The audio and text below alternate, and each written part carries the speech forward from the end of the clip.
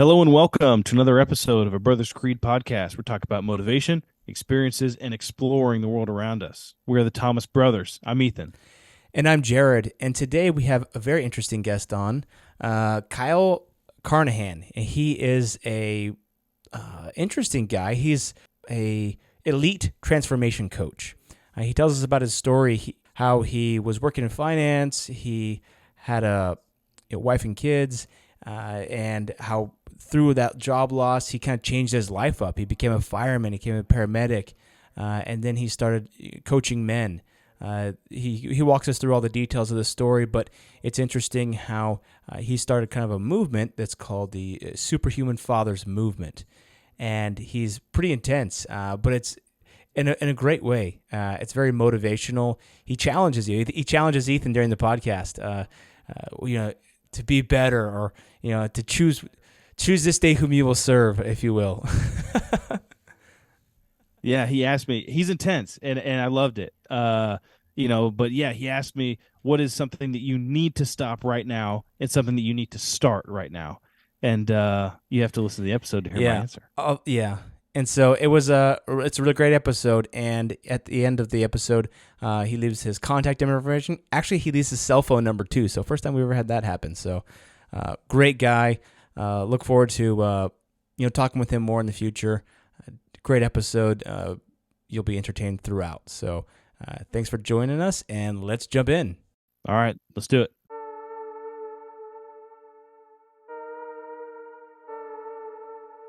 Yeah, I'm thinking I'm back. Most valuable commodity I know of is information. And that, my friends, is called integrity. That's called courage. Now that's the stuff leaders should be made of. Either you're somebody or you're nobody.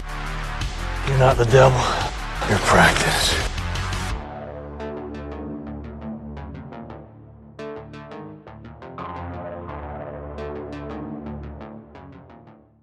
All right. Well, welcome, Kyle Carnohan. Thank you so much for joining us today. We really appreciate you being on.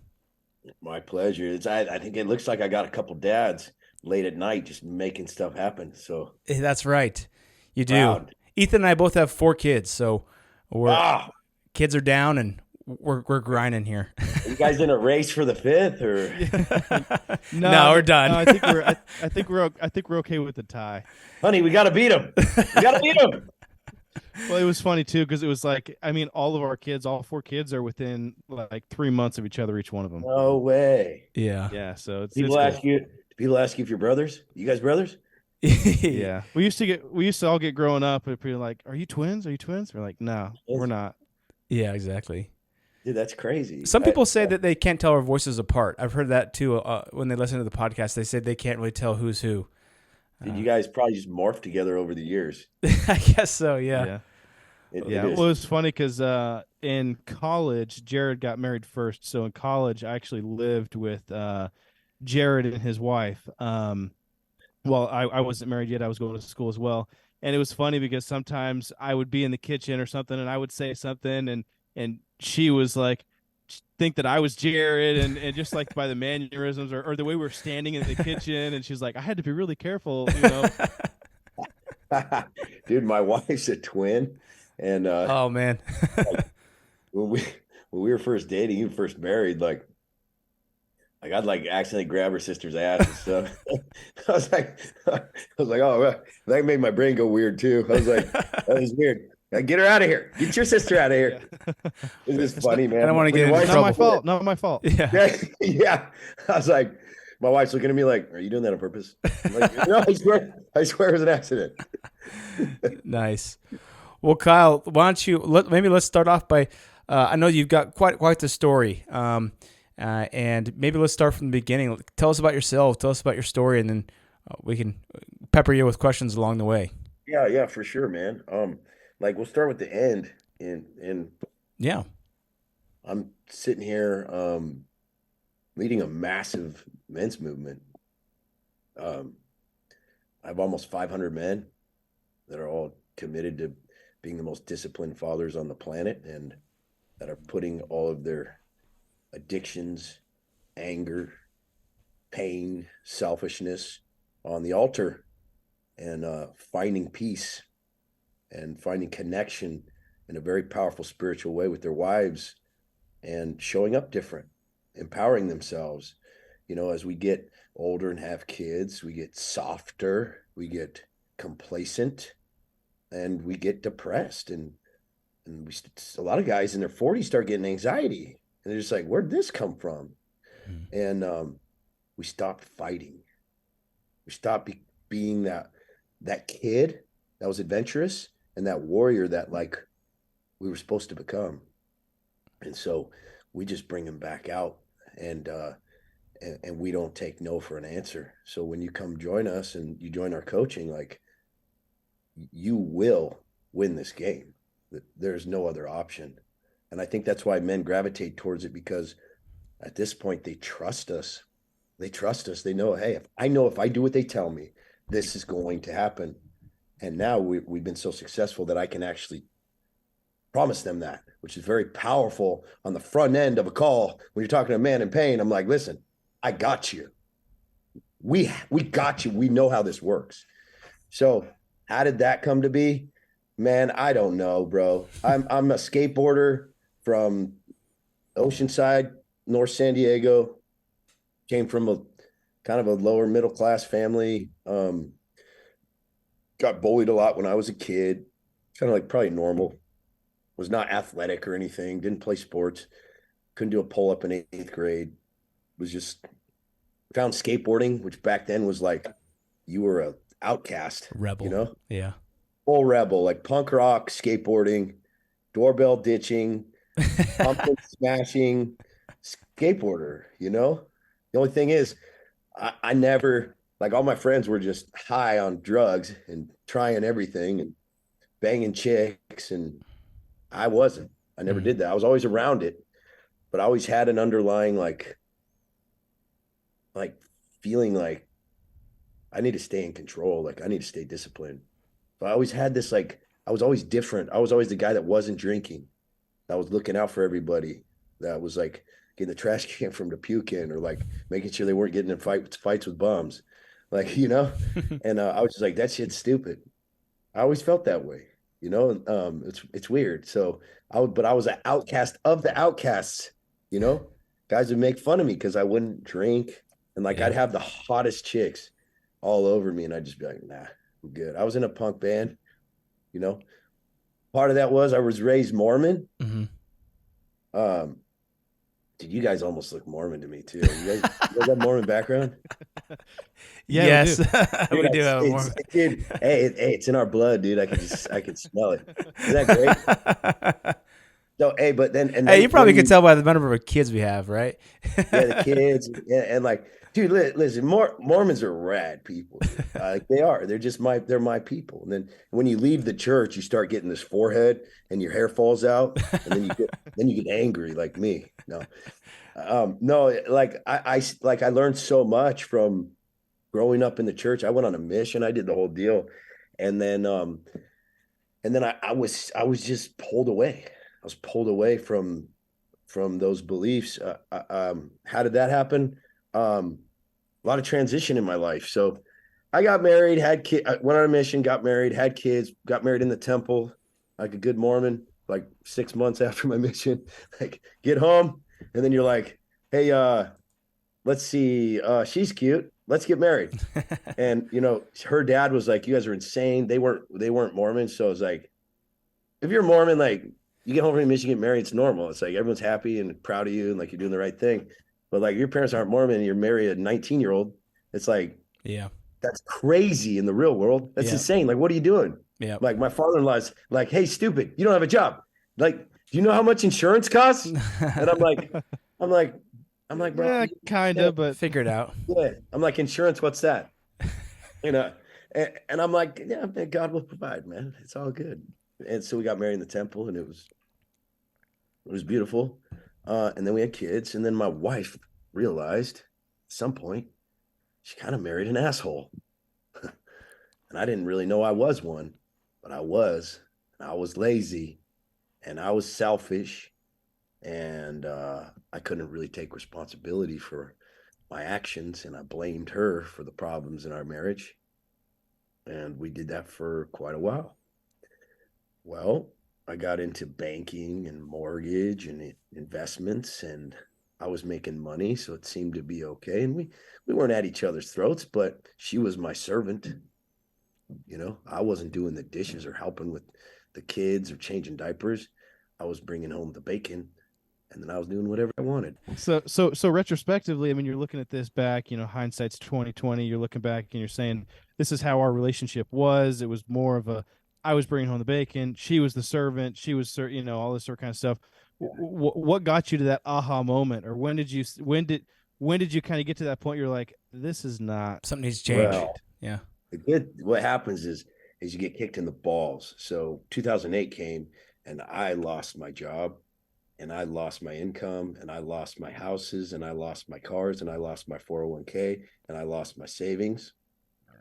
And so now I'm in this position where I don't have power of the cash anymore.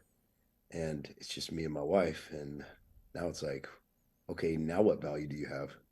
So I was exposed, and thank God I was, because if I wasn't, let's say everything just went well from there, and I made millions, and I just leaned on my money, I would be a piece of yeah. I did good there. But that's the problem when we don't go through hard times. We don't get the rug pulled out from underneath us. Sometimes we never see how we're hurting the people around us and where we can level up. Or sometimes you get complacent with what you're doing, and you're like, hey, this isn't that bad. I got a good paycheck, but you know that there's something up higher, or a higher level that you could be at, but you're like, right now, it's not bad. It's just not great. And you don't have enough courage to push through that. Yeah, that's like when I ask guys, like, how's your marriage? And they go, it's good. I go, oh, bro, yikes. And they're like, what do you mean? I'm like, oh, I know where you're at. And they're like, no, it's good. I'm like, I know. I get it. Well, that's like a dangerous spot to be, especially with like work, right? When you don't, it's almost like it would be better if you hated what you did, because then that would be enough motivation to quit and go do something else. But if you kind of, it's not something you hate, it's not something you love, so you just like the golden handcuffs of life. Yeah, you're stuck in the middle here of, well, it's not bad enough to quit, but it's not good enough to really thrive and enjoy. Which it would almost be better if the situation was worse, so that you would find something else. Be forced to. In some situations, be forced to change. So my force was, what do you want to do? What do you want to do? You're 28 years old, and you got 3 kids, and you don't have a job, dude. So I could go back as like a new accounts banker, but I was like, that'd be going backwards. I was like, I don't go backwards. Like, I've never gone backwards in my life. I don't. So I was like, firefighter. And my wife's like, really? I was like, I've always wanted to do it. She's like, aren't you too old for that? I was like, I don't know. I talked to everybody, and they're like, dude, there's no way. There's so much competition right now. It's impossible. And I was like, that sounds right up my alley. Mm-hmm. So if I knew how hard that was going to be with kids, and with the fact that I'm actually not built for that, like, kind of stress, like, naturally, like, some guys are just good in that, like, they're good under pressure, and like, I was not naturally good. Like, I would get so nervous, and I didn't realize I had that in me. So I become an EMT, and I'm like, just moving people from dialysis to dialysis, and like, I was nervous to move these people onto a gurney, because the 21-year-old who's on the ambulance with me is like, do you even know how to drive? Like, do you know where we're going? That's not how you lift them. Like I was getting threatened to get fired in training.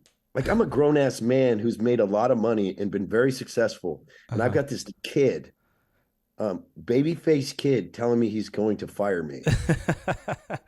And I'm just like, what happened to my life, bro? Like, That's humbling for sure. Yeah. I looked down. I was like a Ken doll. I was like, where's my junk? It's gone. It disappeared. I can see how that could make a person very angry as well. Yeah. And the good thing is, I only had like one breakdown. Like, I had one moment driving home from work where I knew it had all fallen apart. And it was just one breakdown for about 20 minutes. And then it was acceptance. And I attribute a lot of just my life success to the ability to bounce back very quickly and accept my fate and take responsibility. Kind of always been good at that. So I become a paramedic. I go to paramedic school, and I'm volunteering as a fireman, and I'm going to paramedic school, and I'm working as an EMT, and I'm going on ride-alongs, and I'm never home. It's 7 days a week, 24 hours a day. I sleep in different stations. I barely saw my family for like probably 18 months, and then got hired as a paramedic. And so then I was working an EMT job, part-time paramedic job, and then doing all the fire education stuff. And it was insane. Can you hear my kids screaming right now? No, it's okay. Because that didn't make me angry, but I want to go yell at my kids. It adds to the authenticity. Yeah. Yeah, there are 5 of them going nuts. And one of them was actually trying to open the door right now. I have it locked. It's just, I could hear it. It's like, click, click. Yeah. like, get out of here. Dad life. You guys know. Oh yeah. Working from home, you're giving an important presentation, and your toddler walks in naked, and it's just like, That's what? so good. Yeah. Those YouTube videos are amazing. So anyway, I finally, after 3 years of torture, I got hired in Colorado at Thornton Fire Department. I took a test on a whim, interviewed, thought I did shitty, and I made the list, and they hired me. And it was on my wife's birthday. I was about to quit and be like, I'm gonna have to go get a job at a bank or something. I don't know, this isn't working. And we got the call. You are a professional fireman. That was a huge day for us. I'm like 30 years old, beat down, and I'm still a nervous Nelly. So I get hired. I go through this academy. They crush me. I get on an engine with a bunch of like ex-military badass dudes that just beat the crud out of me for 3 years and just tortured me, abused me. And again, exactly what I needed. I needed that. And in that process, I started to find something. And what I found was discipline. The old discipline that I remembered, but this was different. It wasn't about not doing things. It was about doing things. It was about getting regimented. It was about pushing yourself far beyond your own boundaries and realizing that if I did that every day in every aspect of my life, I would rise. And I did. And I rose in the ranks in the fire department as far as like social ranks. Like I began to get respect as I built muscle and became more athletic. And as guys started to see the way my family was and the way I carried myself. And as I got more confident, there was a massive change in the way I showed up on emergency calls. All of a sudden, my hands weren't shaking anymore, and I was leading, and I was leading by example, and I was making hard decisions. And this felt amazing. It felt empowering. I felt capable. And I was like, what happened? And what happened was I started doing the work on my body, on my mind, on my spirit, in the books, on my skill sets. And I started doing it consistently every day and regimented. So while the other guys would maybe not visit a certain skill or idea, I was hitting it constantly. And so one night in particular, we get called on a choking call. And we go in, and it's a man in his 80s, and he's eating a ham sandwich. And I don't know how this dude did it, but he jammed like half a ham down his throat. And so I get the McGill forceps, which are like these long forceps, right?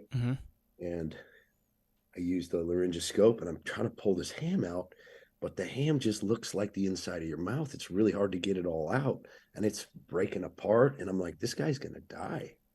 And I was like, well, I watched the surgical crike video yesterday. Like I watched it yesterday, and I was like, I'm going to crike him. And everyone's like, you're going to what? And I'm like, he needs to be criked. Like, go ahead, look in there, try to get that out. I'm getting it. So I sent a guy to go get the surgical crike kit.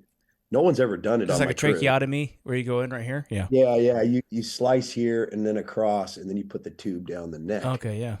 It's a very invasive and risky surgical procedure to do in the field. Yeah. No one there had ever done it, and I'd never done it, but I was prepared because I was studying, and so I was actually confident. Now, don't get me wrong; those shakes came back a little bit, and when I was, I had the The scalpel. blade. You're kind It was, dude, it was like a sawzall, and all the guys were like, and I think I said out loud, I was like, all right, I'm coming in, and I've never done this before. And like I said out loud, and my captain's like, good thing the wife's not here. And, and then did the surgical crike and did the procedure. And then it was like, I was almost like a badge of honor in the department. It was like, dude, Kyle freaking took charge and just handled it. And from then on, like my life changed, man. I became a different person. My confidence was on another level because I saw what showing up every day did. And so I never stopped. I never stopped in my fitness. I never stopped in my nutrition or my learning, or building my marriage or trying to be a better father. In all aspects. It turned into just like, if I was awake, I was focused on my family, my skill sets or making money, or my fitness and nutrition, which then later became working on my spiritual connection as well. All those pillars. And Yeah. and that's who I became, which began to draw people to me asking me for help in the fire service. Hey man, help me lose this gut. Hey man, dude, I'm getting divorced. You and your wife get along so well. How do you do that amidst all this stress?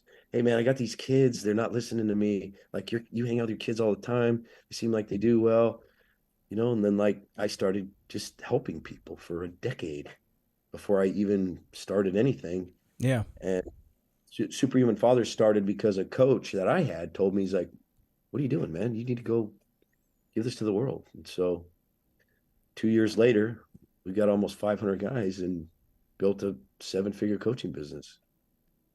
Excellent. That's awesome. That's a great story. It's interesting how those moments, can be so defining when you do something that, you feel like that you're so proud of and that really sets you apart. Like you were doing that procedure on that guy. I think hopefully every man can look back at some point in his life and say, hey, this one moment was a testament of my character and this showed me who I was. And if you don't have moments like that, then maybe you need to do something that will create moments like that. Yeah. Yeah. And here's the best part. You need to create moments like that every day. And that's where you now manufacture those moments so that you don't get soft and you don't get complacent and you don't get ungrateful. How do you do that? How do you manufacture? Get up early, have a regimen where you meditate, study, write, you work your body, take a damn cold shower. That'll do it. Get up when you don't want to, do the stuff you don't want to, show up and put forth the effort that you don't want to. Restrain yourself from all your addictions and all this food that you use to scratch your dopamine itch. Do you know how good a damn apple tastes when you haven't even had any sweet in your mouth for like a week? Then you eat an apple, you'll hit your knees and cry and thank God for all of it. And people don't utilize that. We're just fat pigs that are stuffed and we're addicted. And we have these phones where we can just look at beautiful women all the time and look at porn, and we're just pleasured and weak and soft. And unless you take that stuff away from yourself, you're always going to be depressed and miserable and anxious, and you will never feel empowered. And I go all the way to say that God is waiting to empower you. And when you stay in that pit of addiction and easiness and pleasure, you cannot have it. You'll show up weak and fake. And that's why we wear these masks, because we don't want to show the world our secret selves. This is what we do for our men. Yeah. It's so interesting too how quickly things change. Oh, Right. yeah. So, one thing, and I guess personally for me, is like November of last year, I was like, man, last year I did a couple triathlons and I really enjoyed that and was training hard and everything. And then I kind of switched. I said, this year I'm going to hit the gym more and do more weights instead of cardio or long distance stuff. Um, and so like November, December, January, February, I was hitting it hard and I was feeling great. And then I hurt my elbow pretty bad to where I couldn't like really lift anything with that arm, and then it felt like, man, it just came crashing down. And then you that kind of that just laziness sets in, and it just seemed like everything was going great, great, great, great, great, great, and then you almost let off the gas a little bit. And and then in the morning, instead of after I get the kids on the bus or whatever else, and have a little bit of time in the morning, instead of sitting down and reading or writing or whatever, I'm like, oh, maybe I'll just lay back down in bed for 30 minutes. And then it's so crazy because it's been just a couple weeks, and uh I have a kind of a history of back problems, and lower back pain especially. That has come back, and I'm not even like doing anything to hurt my back, but that has come back, and just feeling like crap and all that kind of stuff. So it's just like, man. Are you in that spot right now where you're kind of hard, it's hard to get the moss off the rock and get it rolling? Yeah, well, yeah, I'm kind of I'm on the tail end of that, right? I'm probably a week and a half, 2 weeks into that, and I'm just like, man, I got to get back to where I was. Yeah. I gotta push back on the pedal. Ethan, let's do something right now. Like right now, we're gonna go to a different level right now. All right, We're gonna make a commitment, and this commitment will change your life right now. okay, And let's do it. I want you to just listen to your conscience, listen to God right now. What is it that you need to stop doing, and what is it you need to start doing?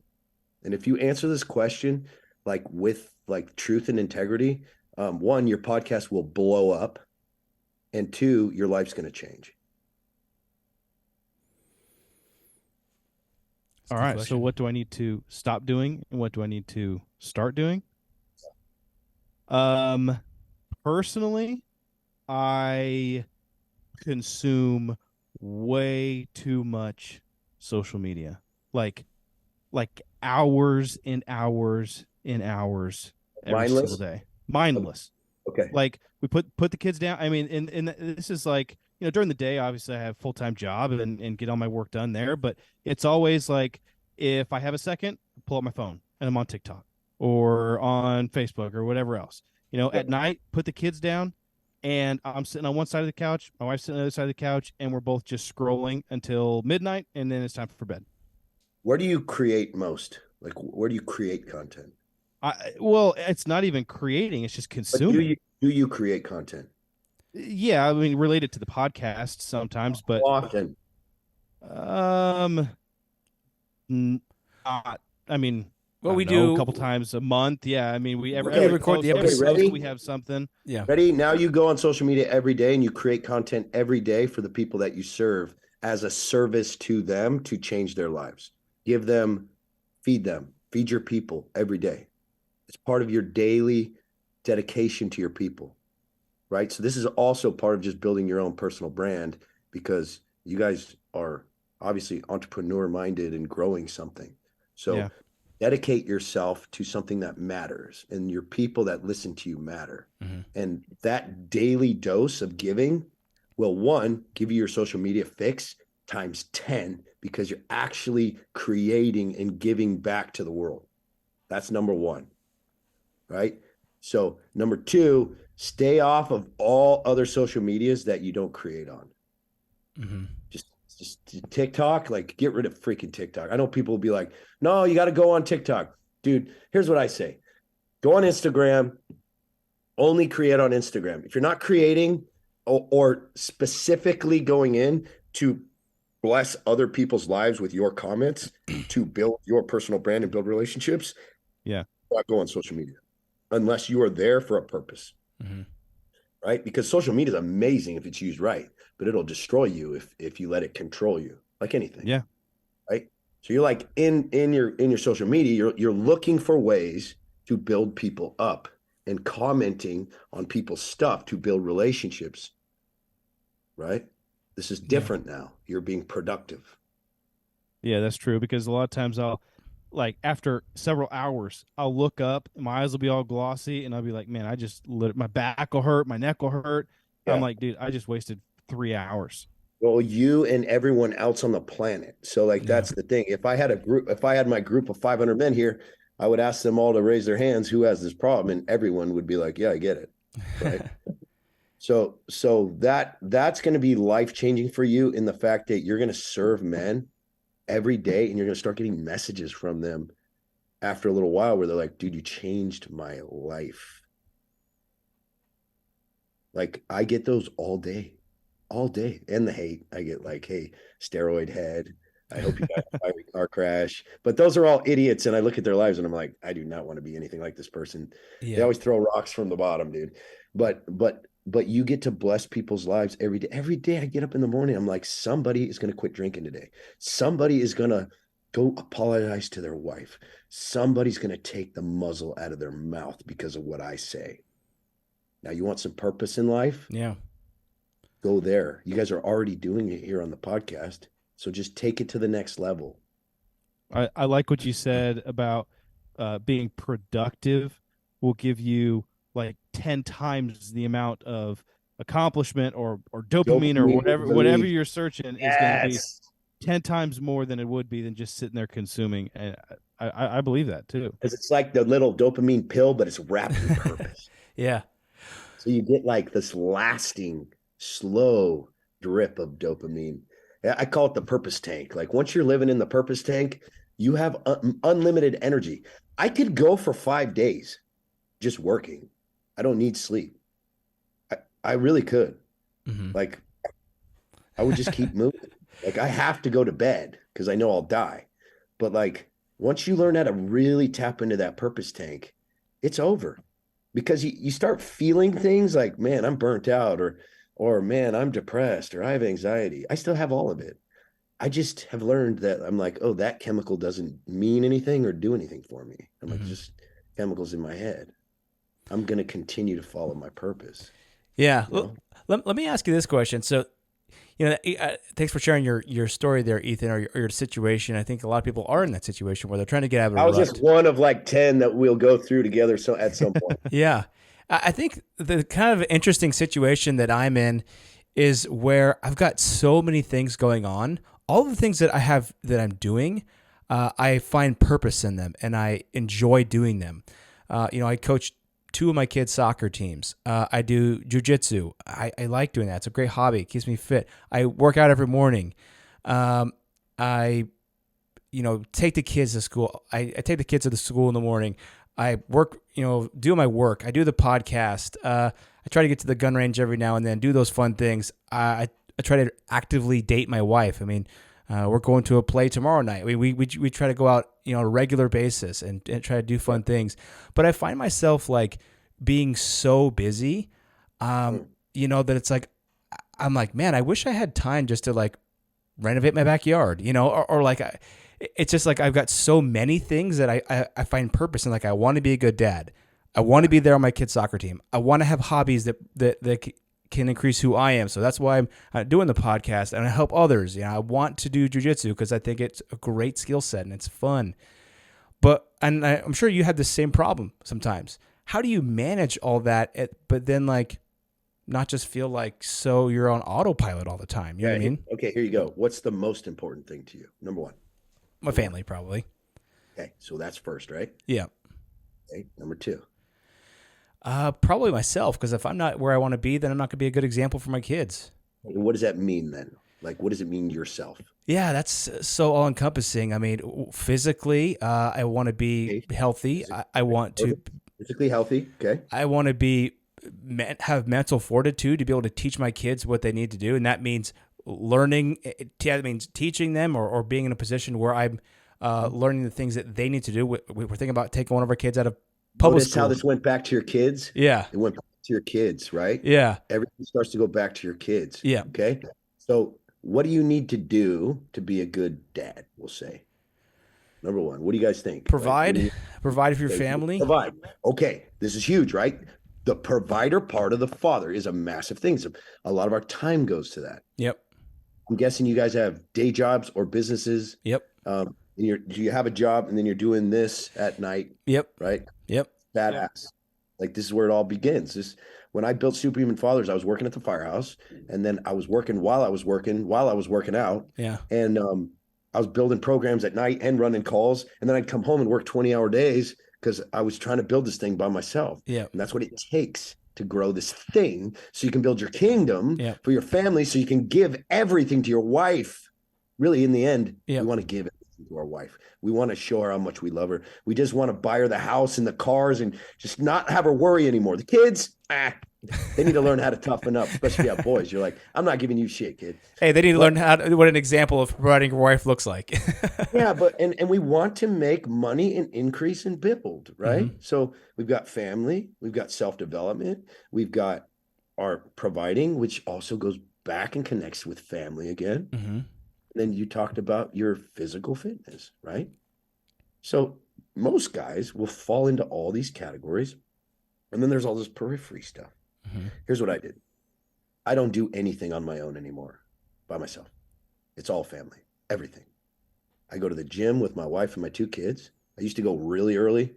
Now I get up really early and I get 3 hours of work done. And then I go to the gym with my wife and my kids at 5:30 before Mm-hmm. school. And so I'm already crushing the day by the time we go to the gym. Gym's done. I'm not saying do what I do. Yeah, I'm just giving an example of I create my own rules in my life. Yeah. Because remember we talked about psychotic authenticity. Mm-hmm.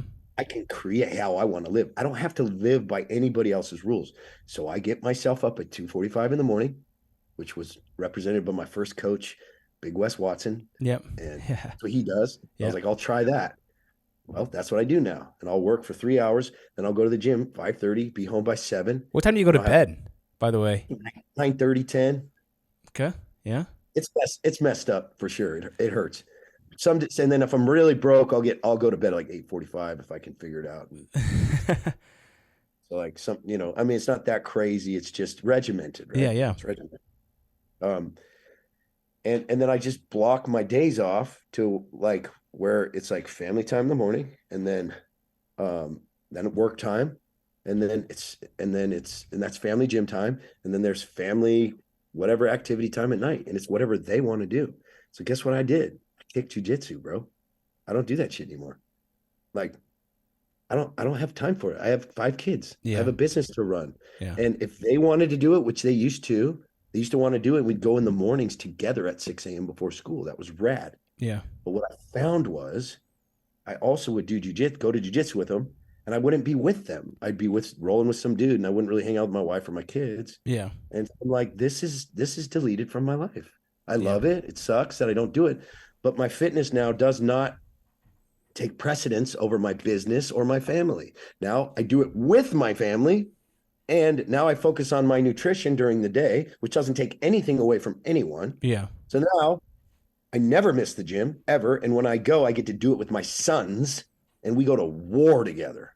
And then guess what? I checked the box with connecting with my sons and my wife that day. So if things got really crazy busy, I'm still good. Now, obviously, you got to give a little more than that. But sometimes life gets crazy and you can't pour into your wife and your kids like you'd like to. Mm-hmm. So you have to regiment it so that you can. Now, I got 3 other little ones that I have to pay attention to after work or during that time before school. Yeah. Potent family time. So I've cut everything out of my life unless I'm doing it with my kids. I love to ride my skateboard. I do not skate by myself. I will skate with my sons. They like to ride skateboards. I will try to get them to do it. I'll be like, hey, I have a mini ramp in the backyard. Hey, let's go skate for 30 minutes. And I can usually wrangle up 1 or 4 of them to go skate and check. I'm hanging with my kids. Yeah. I will never go out there and be like, I gotta get my skateboarding time. Dude, my time is over. I'm dead. I'm already dead. I'm just here to serve. And if I get to enjoy the ride, so be it. Interesting. Yeah, I think that's a good approach. If there's anything that, I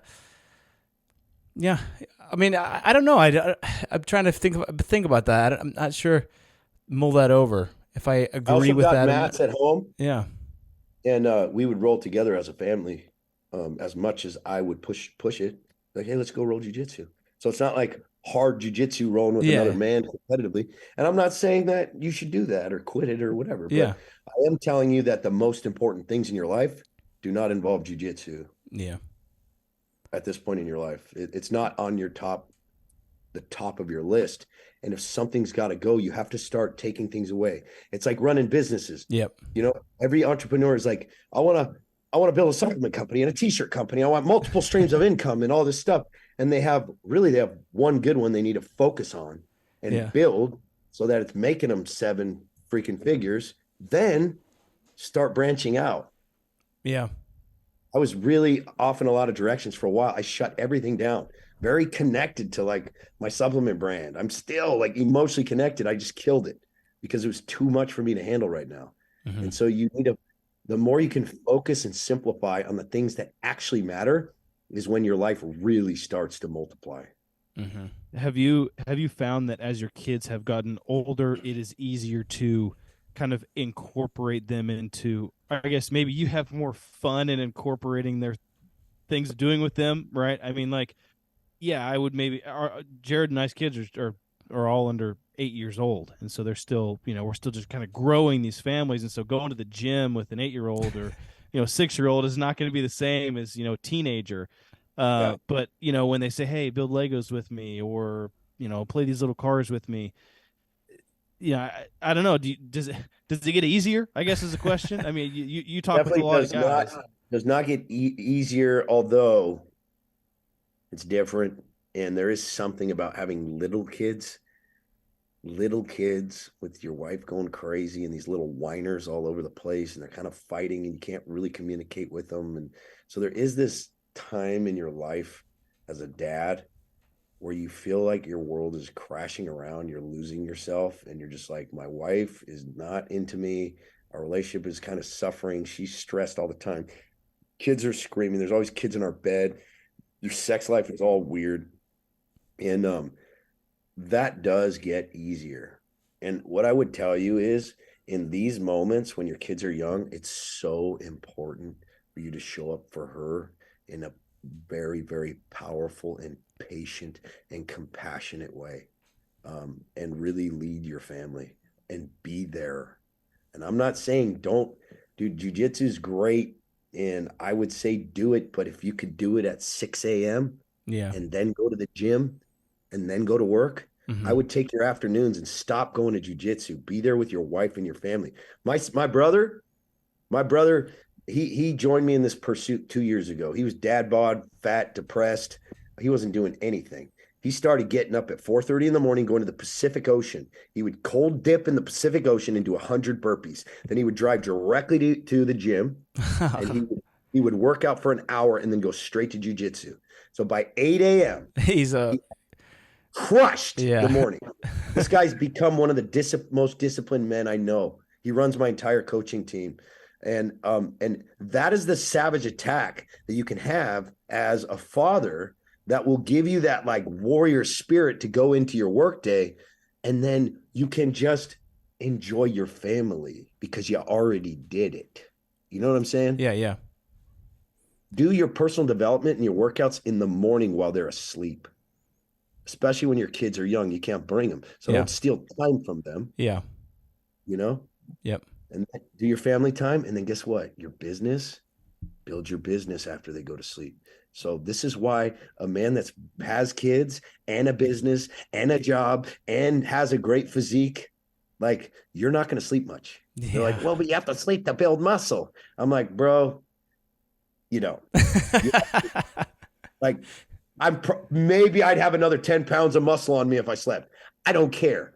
Like I'm like 210, 6'2".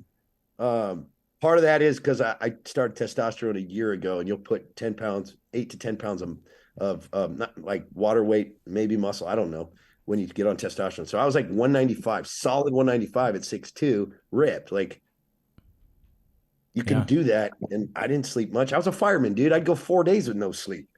Like, yeah. Yeah, that's interesting. I think that there's that What would you say to someone who just gets like burnt out on that? I mean, do you ever feel like you're getting burnt out, or what? Don't be a pussy. Yeah. You're a dad. You lead this goddamn family. You're a representation of your last name. So when you get burnt out and just burnt out, then just roll over and die then. Like, I'm going to go crush life and just continue on the attack and have the most epic experience while you're going, I'm burnt out. Okay, go ahead. Go take a nap. Sit on the couch. And I'm not saying don't take a nap. Like, damn, like if you're here, if you're burnt out and you're tired, like take a 20-minute nap. That's okay. Now get up and go back on the attack. But like guys will take weeks and months off. And it's like, what are you doing? You're dying. Yeah. Stop it. And this is where I want Ethan to go to, is to start saying these things. I will never and I will always. When you commit to life, things change. When you say, I will never sleep in again, ever. Whoa, something shakes inside you. I will never eat a donut again. Wait, what? Never? No, never, till I die. And you announce it to the world, and the world shakes. They go, how could you say that? Don't you want to enjoy life? And I'm like, you don't have any clue what enjoying life means until you've taken all these steps of faith in the dark and gone to the other side where there lies power and capacity. Men don't want to be happy. They don't want to be pleasured. They want to be powerful, and they want to be capable. That's straight from the mouth of Garrett White from Wake Up Warrior. I stole it from him because it was so awesome. Yeah. I was just watching a thing the other day on that, and it was like, a lot of times people try to treat men's depression the same as they treat women's depression, and they just want to, talk about their feelings and say, oh, we love you, and it's just like in order to get men over depression, they need to feel capable, they need to feel powerful, they need to feel like they can control what they're doing and what's going on. Yeah, like picture yourself, us three, like on the front lines of battle with our swords drawn, covered in blood, in the mud, conquering the mountain, screaming, like with our heads together. Like that's the shit that lights us on fire, right? We're not like just trying to like get hugs and rainbows. Like we don't care about that. We want to go to war. We want to have adventure. We want to take risks, and we want to win war. We want to win war. Yes. And so when you have that outlook and a tribe of men that attack life like that, that's when things change. And that's what I created, because I wanted that.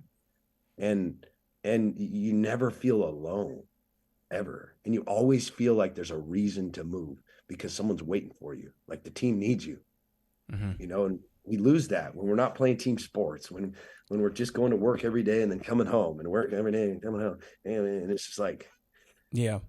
No, man, I want to wake up like scared, a little bit scared every day. Let me ask you this question. You're a community, you work in the community as a fireman, and you help a lot of men. What I feel like sometimes in our modern time, a lot of guys, they feel like they want to do something to improve the state of the country, or just, things are, honestly, I feel like things are not in a good place across the board.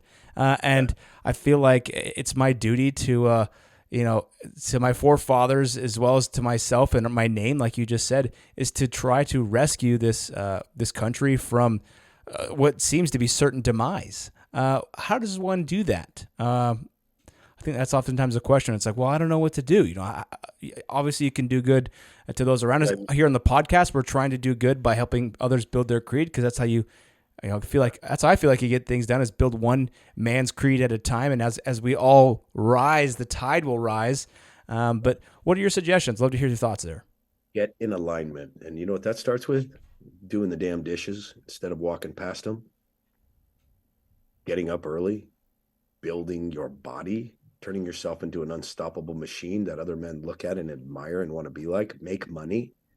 So like you have to become someone that people admire and want to be like. If you don't, they won't listen to you.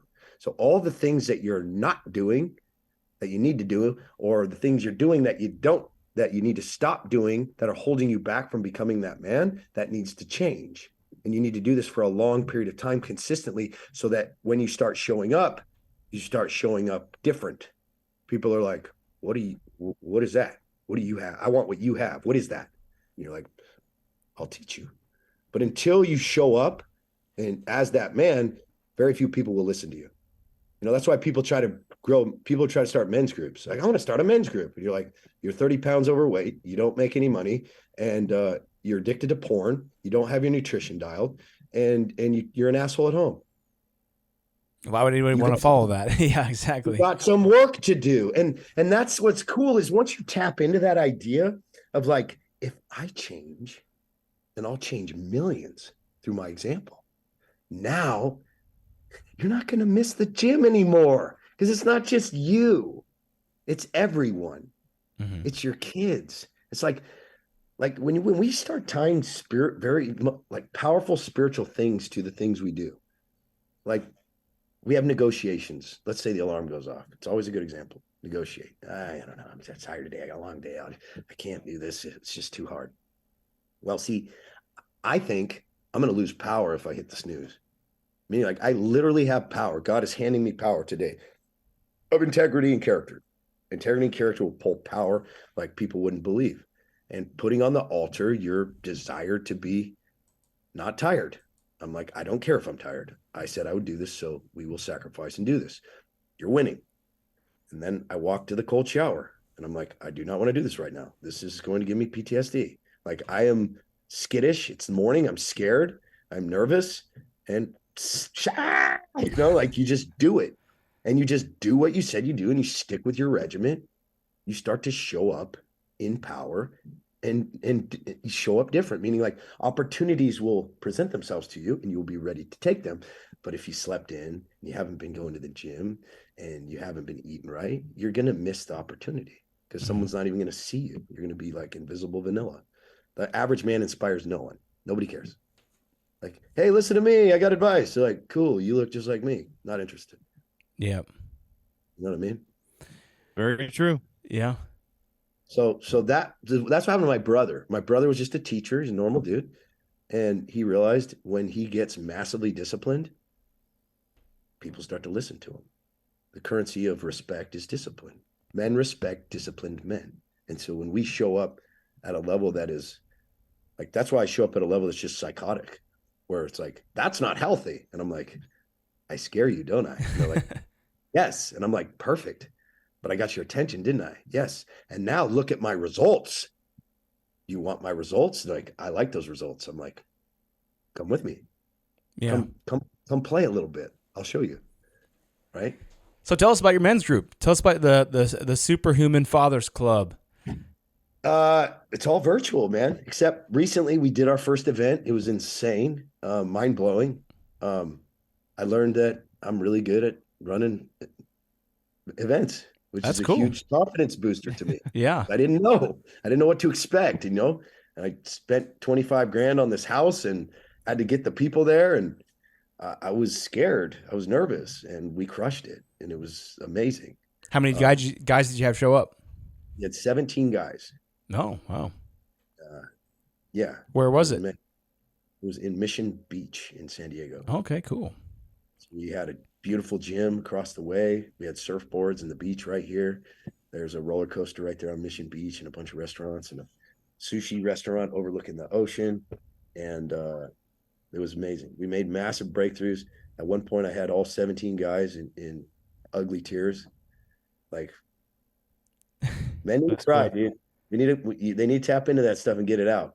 And when you're around a group of guys that are super badass but really vulnerable, like, also another reason why you got to build yourself, because if you have men's respect and then you show vulnerability, you give them permission. But if they see you as weak and you show vulnerability, they're not going to bite. Yeah. You know what I mean? Yep. Excellent. Well, yeah, we had someone on the podcast one time, and they said your vibe attracts your tribe, and I mean that was it's really cool. I think camaraderie is just massive, and getting together with a group of guys, and if you can build trust within that group to be vulnerable, I think that's huge. Yeah, and we have it virtually. Like, we do 7 Zoom calls a week, call them roundtables. We have our marriage mastery call on Saturdays, Assholes Anonymous on Mondays. We do a Transformation Tuesday. We read a book every Wednesday. Thursday has 2. We have the Order of the Warrior Monk, which is my personal group that is invite only. Then we have the Vikings. If you're 240 plus, you start as a Viking because you got a lot of fat to lose. And then we have on Fridays our first responder group, so police, military, and fire. And then we have our business hot seat. We have a lot of high-level entrepreneurs in our group that share with us all that they've learned just freely, which is amazing. So, because I want my men to elevate in all aspects, fatherhood, marriage, make more money, show up different physically, nutrition, and have the most incredible connected marriage that they possibly could ever imagine. So that's what we work on. Yeah. I think that what you're talking about in like this authenticity, I think it's so important. Recently, I follow I follow other guy podcasters in the space just to see how things are going, and just this week there was a huge thing with one of the other guy podcasters, one of the big ones that he came out, talked about how his marriage is dissolving, he's been an alcoholic, all this kind of stuff, and I'm just like, going back to what you just said just a minute ago, is like if you don't have respect for someone, then it's hard to be taking that advice, or it's hard to follow a leader who isn't leading from the front. And so, I mean, part of me is like, yeah, no one's perfect, but at the same time, I'm like, if someone is trying to say, this is how to do, this is how to live, follow me, and yet their entire they're going right into the ditch. I'm like, hey, is that really what I want to do? You know what I mean? Give marriage advice whenever your marriage is falling apart. Yes. Yeah. And I mean, this is why you have to stay completely, if you're going to lead men, you have to stay away from the bitch line as much as possible, because it will still try to get you. And I get my men to overcome addictions on the regular basis, and they win. Why? Because I lead the charge. I eat meat, fruit on occasion, and black coffee. That's it, because it sucks. And I'm always wanting sweet something, always. I'm always craving dopamine because I don't have that itch. Although I did discover that in my plan, technically popcorn works. And I did no butter with salt last night. I put it in a brown bag and just did straight popcorn. And I've been depriving myself so much that I was eating this flavorless popcorn, which is salt. And I was like, this is the most delicious thing I've ever had in my life. Oh my God. I think this is on the plan. So, and with that, like, I create my nutrition plan based upon like how I feel God is speaking to me. Mm-hmm. Like, I believe nutrition is one of the fastest and easiest ways to build confidence and to pull spiritual power, because you're putting this carnal desire on the altar right now saying, I trust you. So if you have this inclination, why are you eating that thing, man? That's not going to be any good for you. And you hear that and you feel that. Put that freaking cupcake back. Yeah. Watch what happens. But if you're just like, nah, you know what? I'm going to wait till Monday. Nah, you just gluttonize your stuff. Dude, you're just severing your connection with God. Like severing it. You cannot be guided. Mm-hmm. Because you're just denying him. You're being like, nah, thanks for the advice. I'll just do this on my own. And I'm just going to smash all these cupcakes. Yeah. So and then you feel like absolute trash afterwards. Dude, and then afterwards, you always know. You're like, why did I do that? It's not worth it. I'm puking in my sleep. Man, how do I know this, dude? Because I'm a binge eater, man, my whole life. I'd stay lean, but I would just like have these moments where I'd be like, well, I mean, see some Oreos and I'm like, I'll have one. And then it's like the whole sleeve. I'm like cinnamon toast crunch. Then I'm like bagels. I'm like, well, I mean, I've already went this far. Might as well eat some donuts. And then I'm like, shit, there's those Reese's peanut butter cups. And I'm like, you can only absorb so much fat, probably, right? and then the next thing I know, I wake up at 2 a.m. in my bed and I just puked in my bed. And I'm just like, what am I doing? Like, I'm sure your wife probably doesn't appreciate that. Yeah. No, and she would watch me do it and just be like, you're going to get sick. Like, what are you doing? And I'm like, it's a big leg workout tomorrow. I want to have carbs on carb load. I'm carb loading. I'm in a bulk.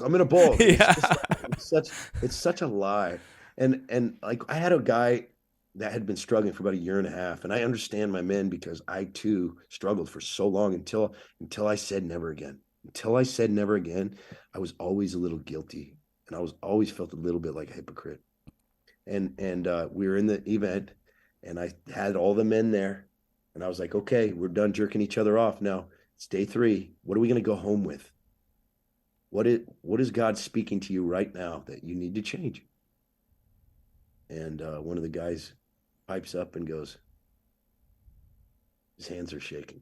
He's like, hands in his face. He goes, I got to drop the booze. I'm like, really? He's like, yeah. I go, bro, you're a master brewer. This is your identity. I go, don't say that here unless you mean it. Don't say that to the council here unless you mean it, because I'll kill you. No, I'm just kidding. but yeah, I was joking. I was saying it was a blood oath.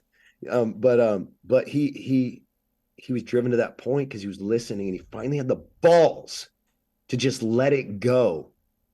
And he was so empowered. And then of course we have this moment where it's like, hey, things are gonna get really hard tomorrow, bro. Like really hard. So we need to stay in touch, stay on the texting. And he said at the airport, he was standing in front of the brewery, just staring at it. He's just like, because he'd always go into the brewery at the airport for his whole life. And the first time he didn't.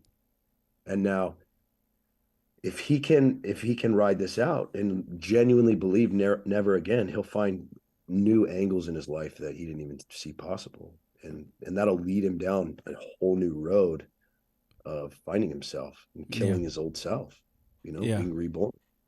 And then the same guy next to him goes, all right, I'm done with the cookies and the sweets and the candy. I'm done. And that was the guy who'd been struggling with the binging for a year and a half. So we had 2 guys declare to get rid of their addictions. And he just hit me up. He goes, I've never felt so powerful in my life. I've lived my whole life guilty. My entire life since I was a kid, I had this guilt because I would constantly eat shit I know I didn't want to. And for the first time in my life, I feel clear and powerful. Excellent.